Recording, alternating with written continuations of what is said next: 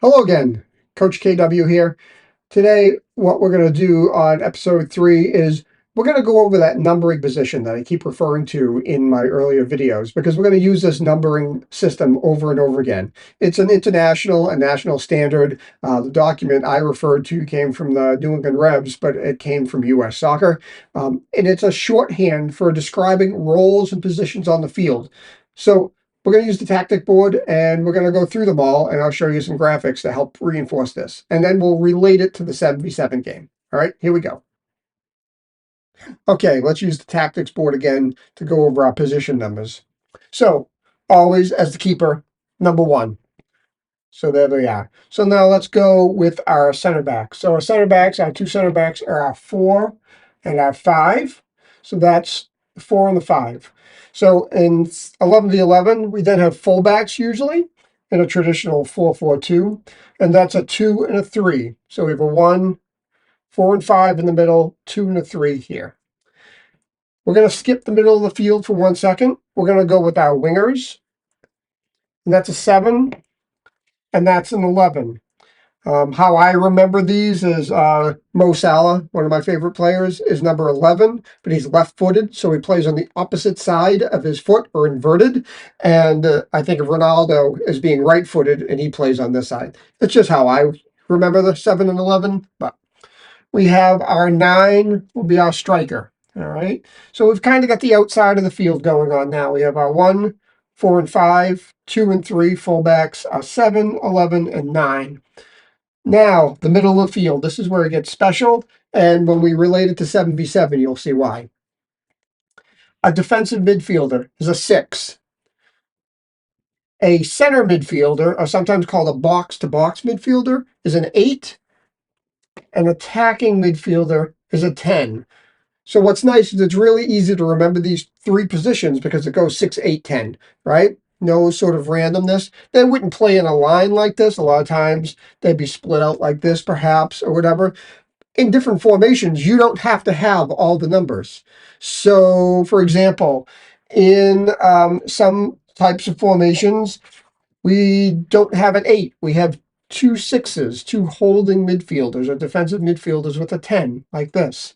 In other formations, we might not have 2s and 3s, but actually just have another center back. So 3 center backs, and these players here sometimes are called wing backs. A lot of times in a 3-4-3, you may have something like that going on. So there are lots of different ways to do it. You don't always need to have all the players. However, when we do 7v7, we get rid of a few places. We get rid of the 2 and the 3. We'll pull our midfielders off for now. So right now, we have 6 players. We need 1 more player here, right? And that's our central midfielder. We play that player as an 8, usually. So this player is responsible of connecting through here, keeping this diamond shape, connecting, protecting this area. But they get up and down. One of the common things that I like to coach my midfielders, because what happens a lot of times is they get very anxious and they end up next to the striker and taking up the same space. What I tell them a lot is stay behind the ball. So if the ball is over here, they're taking a good angle helping this player. If the ball is up here, they're behind the ball. They're taking a good angle and supporting the number 9. The only time they're not behind the ball, obviously, if it comes back here. But the unique thing in 7v7 is this player can morph. We can tell this player with just a simple command, if we've taught our players these numbers, the 4 and the 5, 7, the 11, the 9, the striker, it's this middle one here. By telling this player very simply, hey, I need you to play as a 6, that conveys information to them to say, I'm going to hang back a little bit. I'm going to play a little bit deeper, protect this because I'm being a little bit more defensive. Again, maybe you're up a couple goals near the end of the game, or maybe you're playing a relatively strong team and you just want to take the risk out of the game for a little bit. Conversely, you're down by a goal, you need a goal. I can tell my central midfielder, hey, act as a 10, play as a 10. And that's all I have to say to them. I don't have to use any complicated words. I don't have to yell that much across the field. I can just say to that player, hey, I need you to be a 10. They know what that means. Now they're going to be more offensive. They're now going to push forward a little bit further when we're attacking. And support this 9, and maybe even go past this 9 if the opportunity arrives. On my first set of magnets, I actually, for this player, I wrote right on the magnet 6-8-10 so that my players knew this player could do one of 3 jobs. Just depends on how the game is going, right? So that's the numbering system. And again, at the 77 level, that's where you begin with. We have your 1 and your 4 and your 5. You have your 7 and 11. You have your 9, which is always a striker. And then we start as an 8, but we could be a 6 or a 10. Back in the old days, the jersey numbers on the players, literally, they wore the number of the position they were primarily playing in a 4-4-2.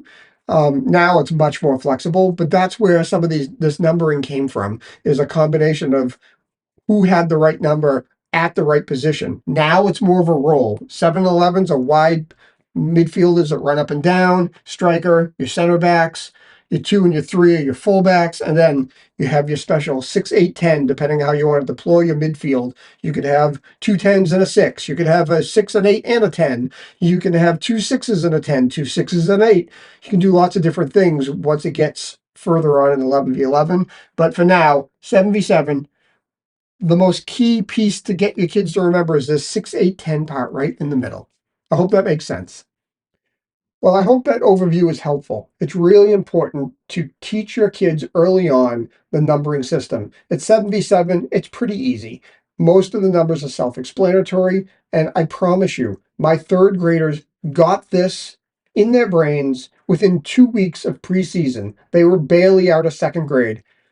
They can do this, and they remember it, and it becomes a useful tool for you as a shorthand when you need to call out positions, or even when you're doling out your starting positions or your subs. You can tell somebody, hey, going in, you play 7, you 11, I'm in your 4 and a 5, I need you to play as an 8, I need you to play as a 6, I need you to play as a 10. Easy ways to communicate with your team, and it gets them on the same page, because as they get older, other coaches, once they get to high school and beyond, use this terminology all the time. So I hope this was useful for you. I hope it made some sense for you.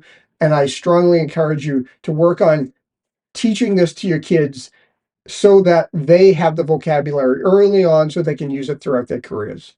That's all I have for today. I'll see you real soon. Thank you very much. Bye.